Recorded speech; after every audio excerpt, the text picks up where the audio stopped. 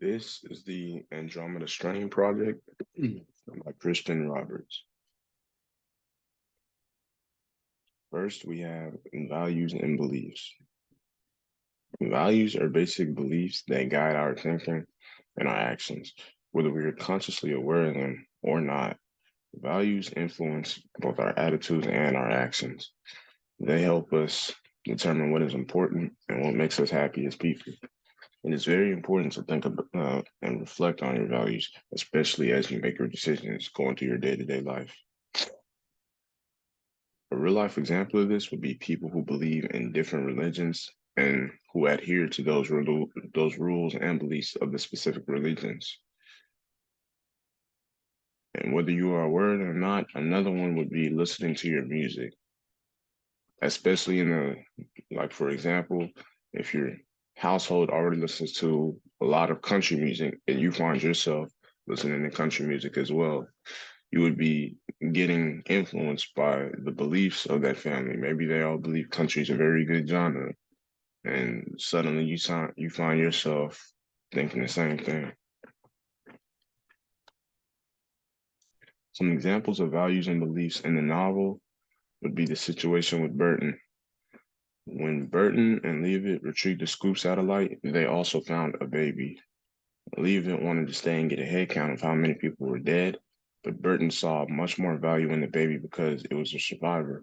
He also didn't want to feed the baby until it had got to a safe environment because he thought that the food in town was contaminated by the strain. Then Percy Jackson, the second survivor, also helped him to safety as well. This shows the strong care and love he has for the baby and for Percy Jackson. His beliefs and values were that they have a survivor, which was far more important than a head count of bodies. Another example of this was Peter Jackson himself. Peter Jackson was the other survivor in Piedmont. One of his beliefs was that he never wanted to go to the doctor. In the novel, he tells Hall that he only ever saw a doctor once, and even when he did go, he didn't follow what the doctor told him to do. The doctor told him that he needed to change his diet, but instead, he continued to drink Sterno and to take aspirin for the pain of the chronic bleeding that was coming from his ulcers. Next, we move on to goal theory. Goal theory is a state that a human needs to have to set goals for motivation. The goal theory consists of long and short term goals, SMART goals, and learning/situational goals. Long term goals are future goals that often take years to complete. It's a very long time. Short term goals are something that you want to accomplish in a very small time frame, something that you hope to accomplish soon.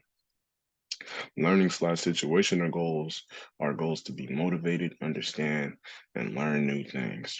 SMART goals is an acronym and it stands for specific, measurable, attainable, relevant, and timely goals. And an example of this in real life would be someone who is trying to move up in their job position. The long term goal of this would be that they want to eventually achieve a very high ranking and a very good pay, a sustainable wage, and just overall be in a great position within the job. But a short term goal of this would be that they want to get on time for work and complete all the tasks that are given to them in whatever day they may be there. In the novel, a good example of goal theory would be Burton testing in mice. His long-term goal was to find the cause of death, but his short-term goal was to figure out how big the virus is, how fast it moves, and how it affected other organisms. Next, we move on to attribution theory. Attribution is a theory on how we explain the causes of someone's behavior by crediting either the situational or dispositional. Situational is a cause of behavior to some situation or event outside of a person's control rather than some internal characteristic. But dispositional is the opposite. It is a cause of behavior to some internal characteristic of the person. Fundamental attribution error is like failing to recognize or understand when a behavior is from a situational point. An example of a fundamental attribution error would be labeling your own coworker's lateness from being useless and from being lazy, rather than he may have just gotten stuck in traffic or something may have happened.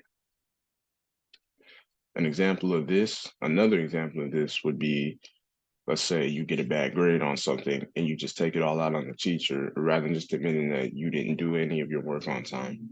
In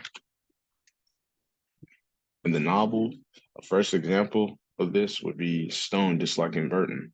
Stone was constantly annoyed with his sloppy and trash appearance. He also gave him a nickname, the Stubbler, because he trips over his untied shoes all the time. This attribution that he was shown was dispositional.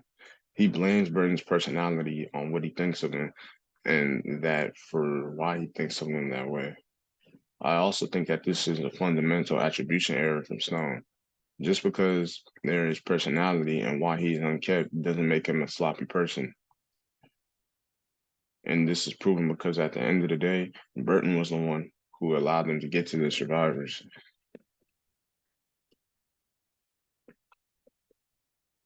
Self efficacy is our level of confidence in our own abilities developed through our social experiences.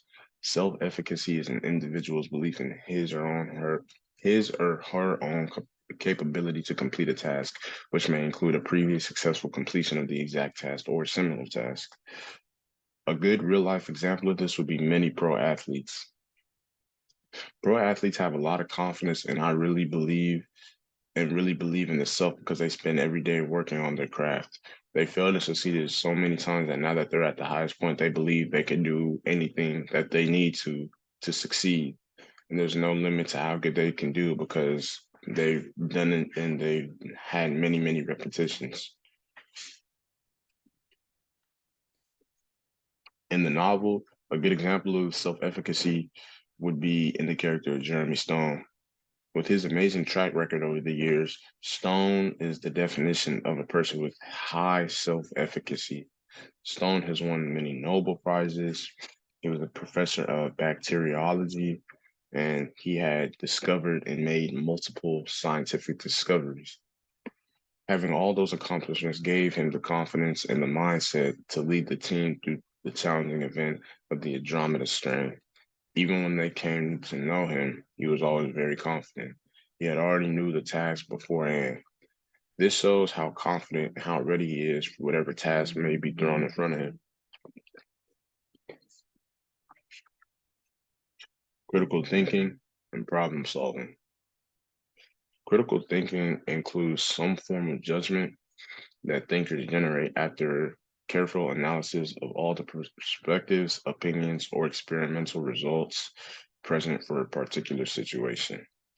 Problem solving is determining the best approach to any given problem and generating more than one possible solution to the problem constitutes the complicated process of it. A good example of this, once again, would be in the career field. In our careers and jobs, there are often situations where problems come up, problems just spring up. We need to use our critical thinking skills to come up with some sort of solution. As mentioned in the definition, it may require us to really sit and think and just analyze the problem, or it may require us to get the opinions of our teammates or anybody else who may be on board, or it might just require us to just hack away at it, just take multiple different attempts to solve the problem and find the answer, find the solution through trial and error, through just experimentation. In the novel, a good example of critical thinking would be when Mark Hall used his critical thinking skills to try and stop the bomb from going off. He just simply climbed into the tunnel and got there in time to press the button to turn off the bomb, which saved a lot of people. And now we have the personal reflection. COVID impacted my personal and academic goals in life by not allowing me to have a social life to hang out with my friends and go to parties, while also negatively affecting my grades because COVID put me in a very depressive state to where I didn't want to continue my education or do my assignments. The challenges that I encountered during my learning were laziness, getting up on time, and getting to class, as well as doing other things, causing me to have unfinished or uncompleted assignments, or not completed assignments, excuse me. Some strategies that I've learned while taking this course that may help me overcome some of these challenges are setting alarms, getting to class on time, doing my assignments ahead of time, and planning out study time. My favorite would be setting good goals for myself. Setting goals really helps me mentally and physically. It gave me the motivation to get up and do things and not stop and be so depressed. While attending this semester in college, I have learned that I have gotten far better at time management, being juggling school, juggling a job, and basketball. It has also taught me that in the future, I would want a work from home job that allows me to be home, but also get things done and allow me to keep my social life.